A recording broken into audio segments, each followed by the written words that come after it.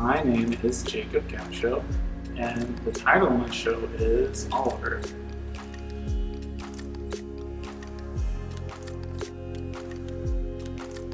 I moved to this farm, and there's a bunch of animals there, obviously. There's this cat that I've never met a cat like this before. His name was Oliver, and I just got so attached to him.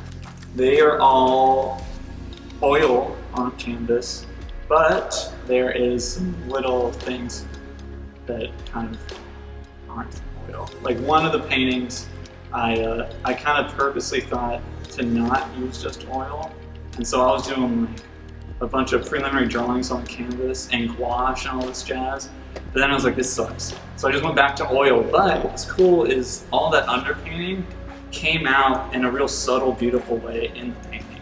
So that's one example. Where there's also another one where there's the canvas isn't fully stretched on there, and there's some colored pencil on the showing frame and some pencil on the actual canvas. I draw a lot. I make drawings that I think of them as finished products, but I also think of them as preliminary studies in a way to my paintings. The paintings feels like I love, like if you have two children that you love one more than the other, painting is like the child I love, and the other child is drawing.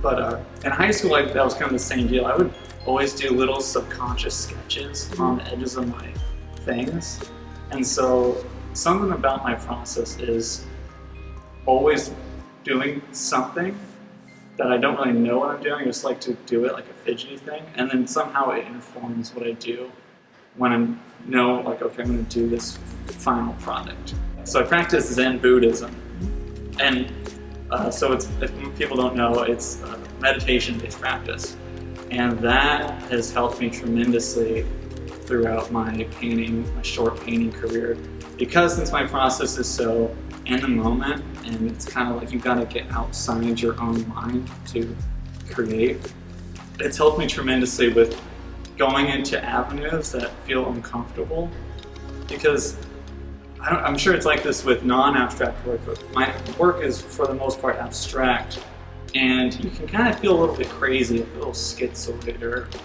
because there's nothing to grasp onto, but somehow you find something to grasp onto. I don't know what it is ever, but it feels like there's some cohesiveness and it feels finished at the end. Everything I look at, whether it's art or listening to music or reading something